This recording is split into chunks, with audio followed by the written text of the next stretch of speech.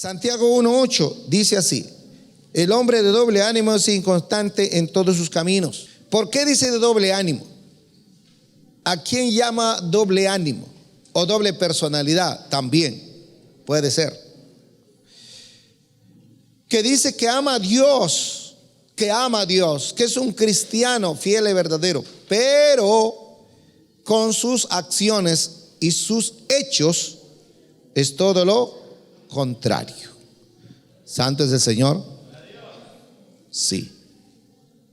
Es un cristiano que aún dice: Señor, te voy a amar, te voy a obedecer, Señor, voy a continuar cada día adelante, participando en las reuniones, en las vigilias, en los ayunos, testificando, ganando almas para tu reino. Pero eso son palabras nada más, pero en los hechos y en las acciones no lo hacen. Y a veces se da el caso así, mi querido hermano. Mire, quizá usted conoce o va a conocer a alguien que habla de Dios, que habla de Cristo.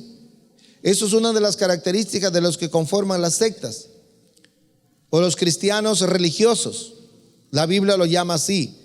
Los religiosos, aquellos que hablan mucho, que dicen que saben mucha Biblia, que conocen a Dios, que sirven a Dios, pero en sus acciones y en sus hechos tú no ves ninguna clase de fruto que respalde o confirme que verdaderamente son cristianos, hijos de Dios, cambiados y transformados por nuestro Señor Jesucristo.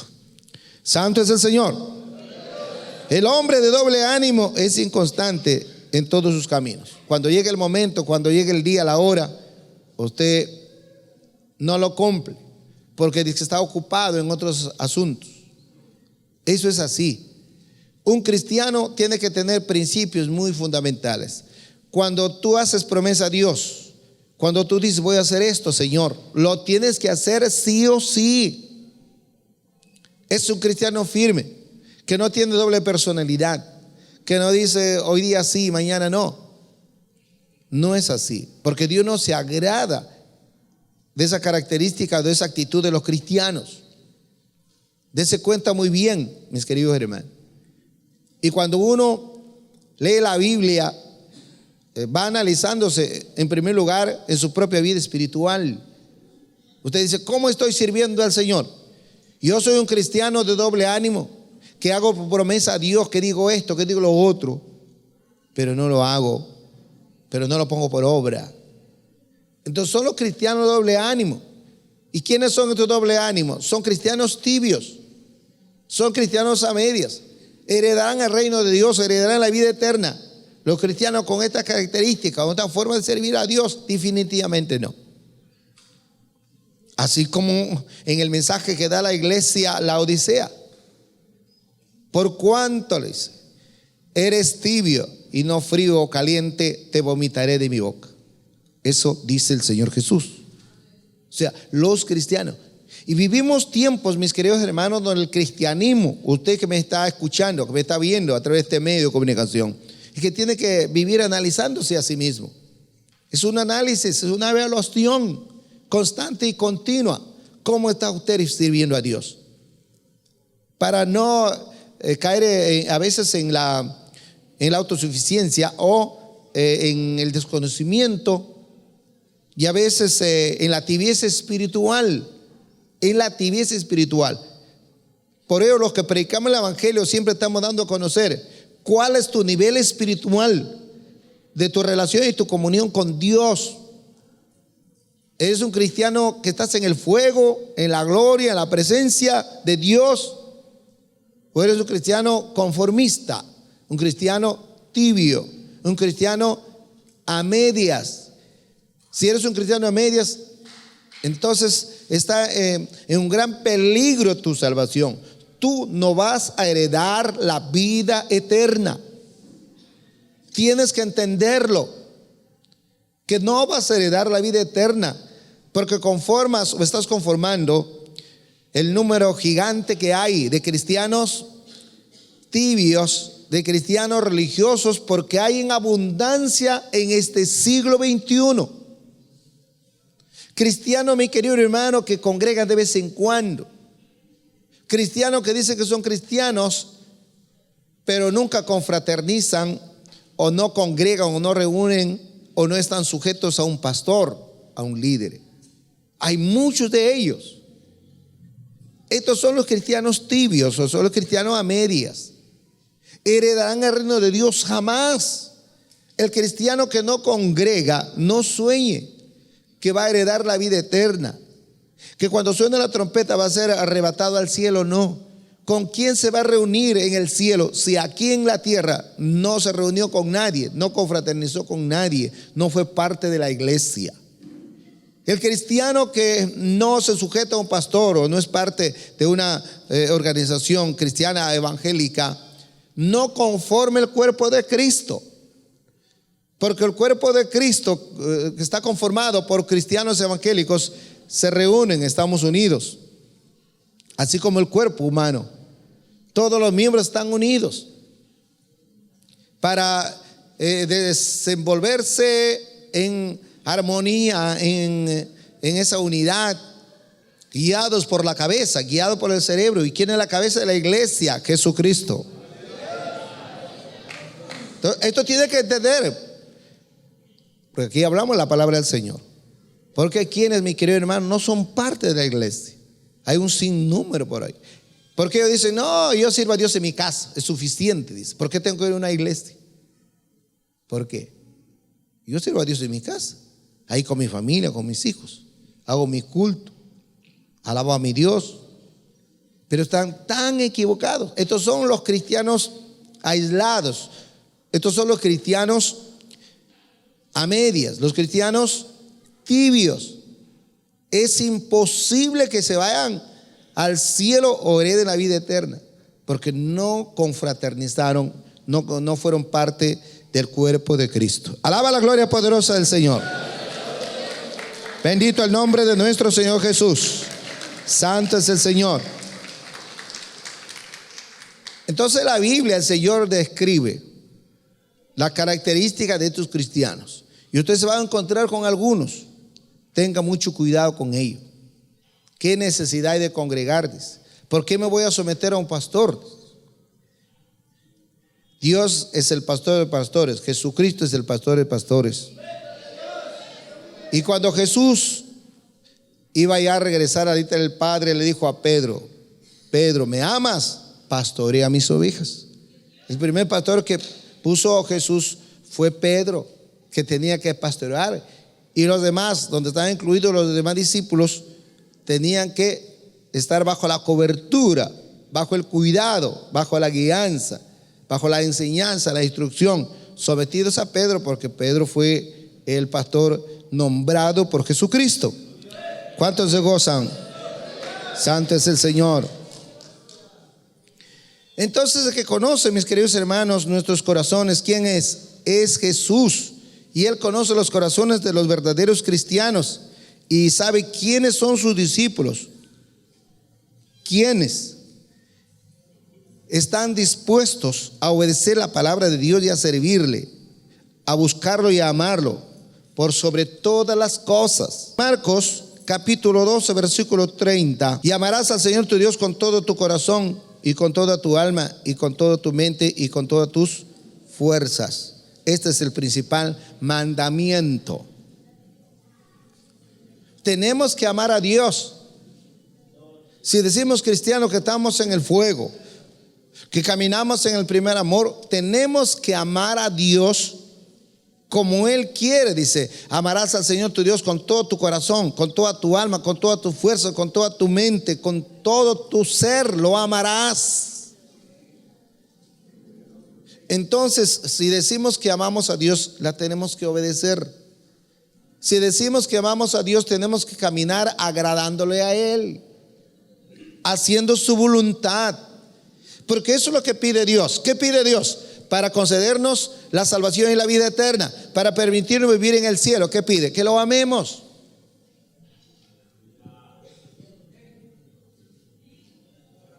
Que conozcamos su palabra. Dice: el que tiene mis mandamientos y las guarda, ese es el que me ama, y el que me ama será amado por mi Padre. El mandamiento del Señor es: ama al Señor tu Dios con todo tu corazón, tu mente, tu alma, tu espíritu, todo tu entero ser. Lo tienes que amar así.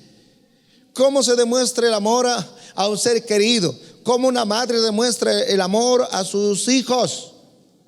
¿Cómo lo demuestra? Entregada completamente, en todo tiempo o de vez en cuando, durante toda su vida. El amor a un ser querido, el amor de una madre a un hijo. Ese es el verdadero amor, la demostración del amor.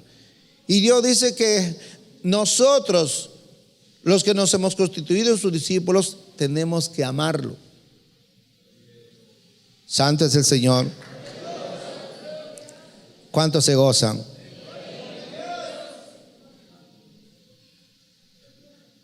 Usted se ha dado cuenta a veces en las parejas, cuando se casan o antes que se casen, hoy hay mucho amor, se aman, ya se han casado y siguen amando, pero luego con el transcurso del tiempo, como que eso se va, el amor va menguando, el amor va perdiendo su valor. ¿Por qué? La pregunta es ¿por qué? ¿Por qué? Y eso se da en muchas parejas, eso se da en muchos matrimonios, eso se da. Mire cómo se va perdiendo, va menguando. Y nada más que siguen juntos solo por lo que no se diga, solo por un compromiso, nada más. Pero ya no hay ese amor, no hay esa demostración del amor, como en un comienzo, como en un principio. Eso es lo que pasa con muchos cristianos. En un momento, un instante, amaron a Dios con todo su corazón, su alma, su espíritu, su entero ser. Pero han pasado los meses y los años y ese amor ya no es igual. Sirven a Dios nada más por costumbre, sirven a Dios nada más por un compromiso así. Ya no como en un comienzo, como en un inicio. Y eso precisamente es lo que a Dios no le agrada. Si vamos a amar a Dios, si vamos a servir a Dios, conocemos su palabra, conocemos sus mandamientos, guardemos sus mandamientos, pongamos por obra, entonces seremos amados por el Señor y Él nos amará, dice su palabra. ¿Cuándo nos ama Dios? Cuando nosotros le amamos. Santo es el Señor. Eso lo tenemos que entender. Y cada uno se analiza a sí mismo. Y usted dice: estoy amando al Señor como Dios quiere. ¿Es Dios el que ocupa el primer lugar en mi vida? ¿Doy esa prioridad a Dios? Dios es lo primero. ¿Es más importante que mi familia, que mi trabajo, que mi negocio, que el dinero? Dios es más importante. Yo no necesito que usted levante la mano, los que están aquí. Nada más que entregó la palabra y cada uno sabe, cada uno se analiza. Porque no podemos servir a Dios engañados. Y yo le decía una oportunidad: lo peor que le puede pasar a un cristiano es engañarse a sí mismo. ¿Cuándo un cristiano se engaña a sí mismo? Cuando no está sirviendo a Dios como Dios quiere, cuando no está amando a Dios como Dios quiere. Y yo sé que hay pruebas, yo sé que hay dificultades, yo sé que hay ciertas controversias levantadas por el enemigo, obstáculos, dificultades, oposiciones. Pero eso no es ninguna razón, ningún motivo para no amar a Dios y no seguir sirviendo. Porque hay quienes a veces pasan pruebas, dificultades, entonces ya no quieren amar a Dios. Quizá no le alcance el dinero o no tiene un buen trabajo. Y dice: Señor, no me das buen trabajo, Señor, no me das dinero, ya no te amo, ya no te voy a servir. Cuando Dios siempre está dispuesto a bendecir, es que uno mismo tiene que desenvolverse, uno mismo tiene que caminarse con mucha sabiduría, porque Dios está dispuesto a bendecir a todos.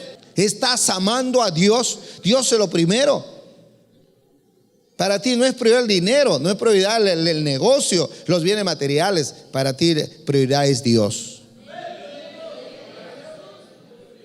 Yo veo cristianos que a veces hasta dejan de trabajar por entrar en comunión con Dios. por entrar en un ayuno con el Señor.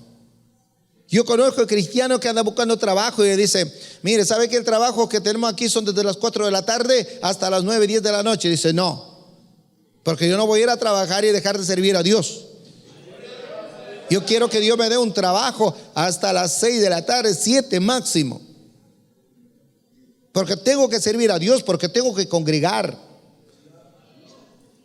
Esa es la actitud del cristiano sabio, del cristiano entendido, que ama su alma, se ama a sí mismo, ama la salvación, ama la vida eterna. Y está muy sometido a Dios y siempre obedeciendo a Dios. ¿Hay pruebas, hay luchas? Claro que sí. Pero nada de eso lo amilana, lo detiene, lo desanima, lo desalienta o lo desubica. Para nada, sigue para adelante.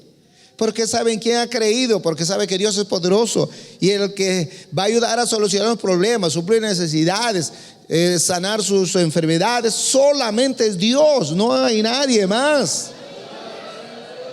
¿Cómo es que te vas a apartar y alejar de Dios, que está dispuesto a ayudarte y a aislarte y encaminarte por sí mismo, por tu propia cuenta? ¿Quién te va a ayudar? ¿Quién? Pero eso es importante. No podemos dejarnos engañar por el enemigo, porque a veces cuando está pasando por eso, Dios ya te ama, Dios ya te bendice, mira que Dios está contigo, mira. Siempre el adversario, el opositor, estaba para influenciar con estos pensamientos y meter o poner en tu mente. Pero tú tienes que ser más sabio, porque Dios jamás te deja, jamás te desampara, jamás te abandona. A veces tenemos que pasar pruebas porque Dios nos está probando si somos fieles, si seguimos creyendo en Él, si estamos dispuestos a servir a Dios, a alabar a Dios, a adorar a Dios en el tiempo de las vacas gordas y en el tiempo de las vacas flacas. Santo es el Señor. Pero así estuvieses en el tiempo de las vacas flacas, Dios no te deja sin un pan en tu mesa. ¿Te das cuenta? Todo lo que Dios puede hacer, cosas grandes. ¿Qué pide? ¿Qué demanda Dios de nosotros? Que le amemos, que seamos cristianos, que estamos en el fuego, en la gloria, guiados y encaminados por su Espíritu Santo. Bendito el nombre del Señor. San Juan capítulo 6, versículo 60 al 66 dice así: al oírlas, muchos de sus discípulos dijeron: dura es esta palabra, ¿quién la puede oír? Sabiendo Jesús en sí mismo que sus discípulos murmuraban de esto, les dijo: ¿esto os ofende? Pues que si vieres al Hijo del Hombre subir a donde estaba primero, el Espíritu es el que da vida, la carne para nada aprovecha. Las palabras que yo os he hablado son espíritu y son vida. Pero hay algunos de vosotros que no creen, porque Jesús sabía desde el principio quiénes eran los que no creían y quién le había de entregar. Y dijo: por eso os he dicho que ninguno puede venir a mí si no le fuere dado del Padre. Desde entonces muchos de sus discípulos volvieron atrás y ya no andaban con él. ¿Por qué? Porque ya no querían andar con él. Escuche bien esto, mi querido hermano. Jamás se olvide que la vida eterna es solamente para los valientes. Los cobardes no van al cielo. Los débiles, los mediocres no van al cielo, no van a heredar la vida eterna, nunca, jamás. Entonces, cuando Jesús empieza a hablar a sus discípulos, le dice: en el camino del evangelio es solo para los valientes. El camino del evangelio para aquellos que, a pesar que haya pruebas, que haya dificultades, siguen adelante, no se rinden, no se desaniman, no se desalientan, no vuelven atrás. El camino del evangelio son para sabios, son para aquellos entendidos, aquellos que han puesto su mirada y su visión está en la vida eterna, está en el reino de los cielos. Aquellos que dan la prioridad a lo eterno, no a lo temporal, a lo pasajero, no, sino a lo eterno. Aquellos que su pensamiento, su mente y sobre todo su corazón está en el cielo, está en el reino de los cielos, está en la vida eterna. Su corazón está ahí, ahí está, ese es su tesoro. ¿Cuál es el tesoro más grande, más importante para todos los cristianos, los que se hacen llamar discípulos de Jesucristo? ¿Dónde está tu tesoro? ¿En tu negocio, en tus empresas, en tu dinero, en tu fama, en tu prestigio? ¿Dónde está? ¿Dónde está tu tesoro? ¿Qué es lo que ama más? ¿Qué es lo que quiere más? ¿Qué es lo que valora más? ¿Qué es lo que cuida más? Tu tesoro tiene que estar en el cielo, tiene que estar en la vida eterna.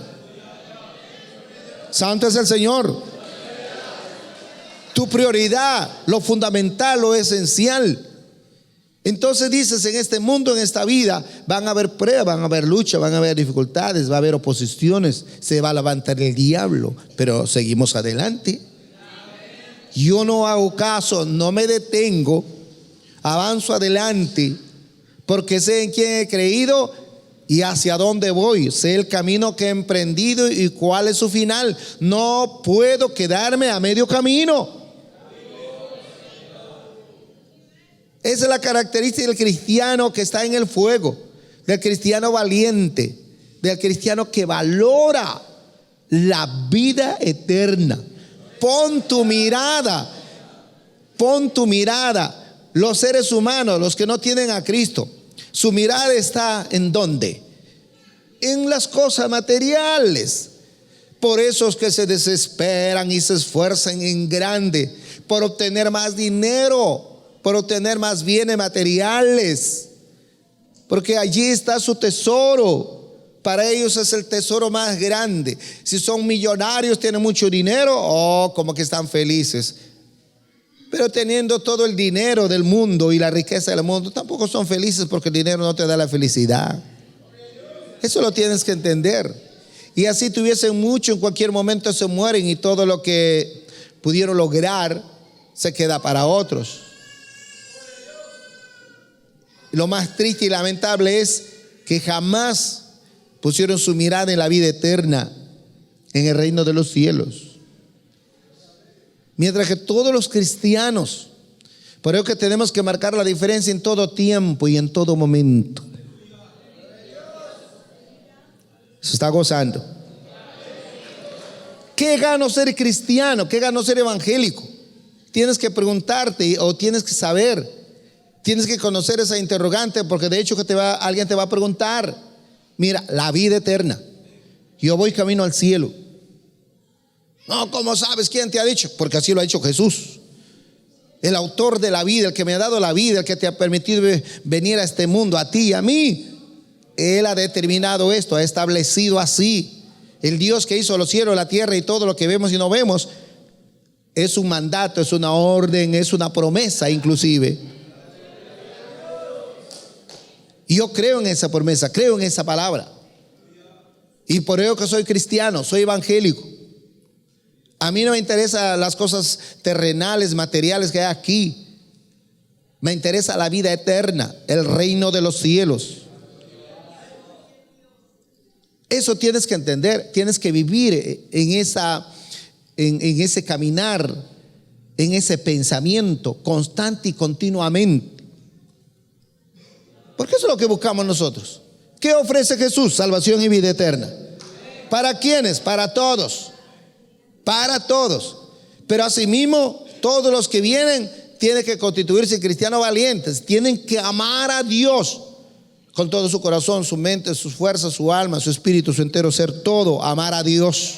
Amar a Dios. Amar la vida eterna.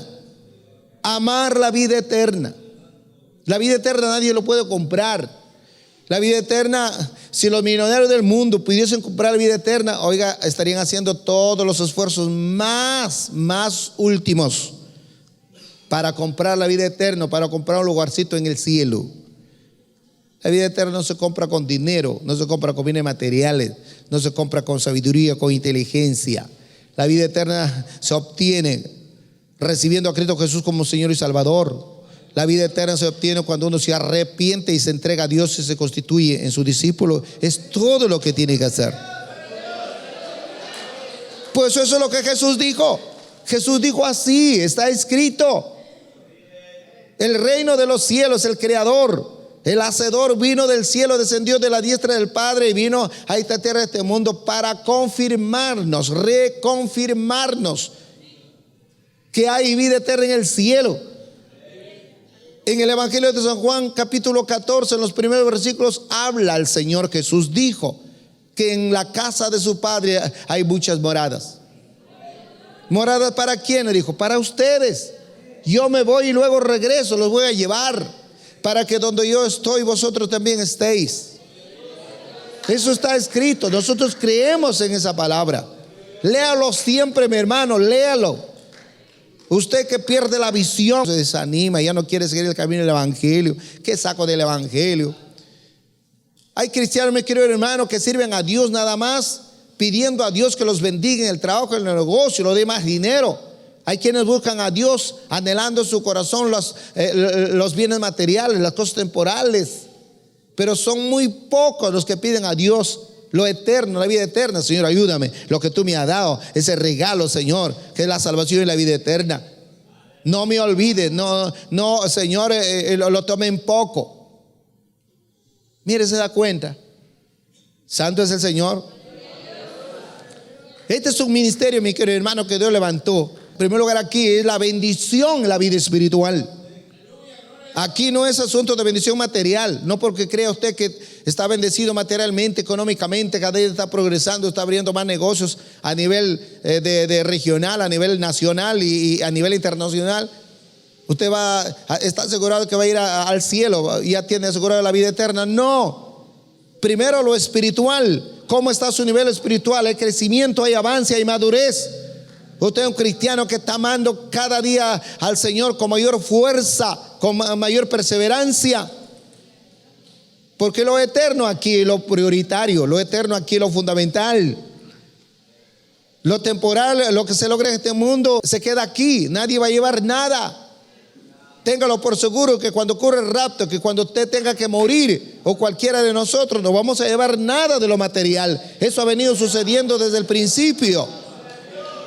Santo es el Señor. Porque los que dicen que tienen mucho dinero y mucho bienes, no es nada de ellos, porque el día que se van, no llevan nada. Desnudos sale del vientre de la madre, desnudos se van allá. Pero la vida eterna lo lleva, parte al más allá, se va al cielo. Gloria al Señor. Alaba la gloria poderosa de nuestro Señor Jesús.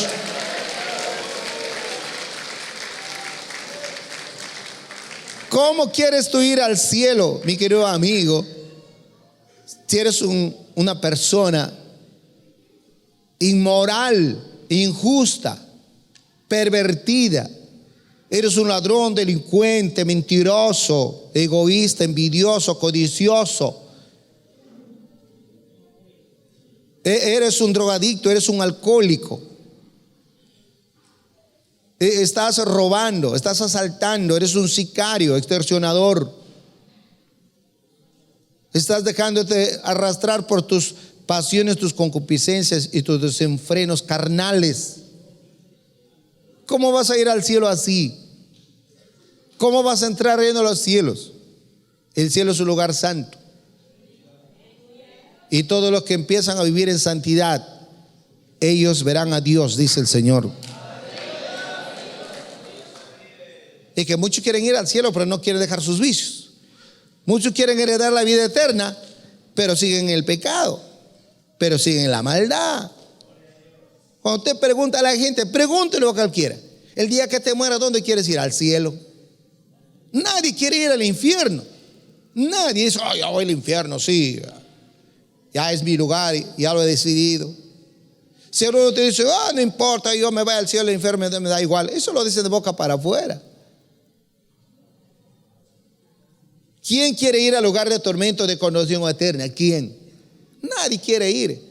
Pero hay quienes inclusive tampoco quieren dejar su mala vida, su vida pervertida. sus malas obras, sus malas acciones. Hay cristianos inclusive dentro de la iglesia que saben que están caminando tibiamente y lo preguntan: ¿tú estás dispuesto a ir al infierno? No, dice, ni pagado voy a ir, ni pagado. Pero ¿cómo? No veo tus obras, no veo tus acciones. Amas a Dios con todo tu corazón, tu mente, tu alma, tu espíritu y tu entero ser. Estás en tus acciones, en tus actitudes, lo haces como un verdadero cristiano, como un hijo de Dios. Ah, no, dice, eso me falta. Yo sé que me falta.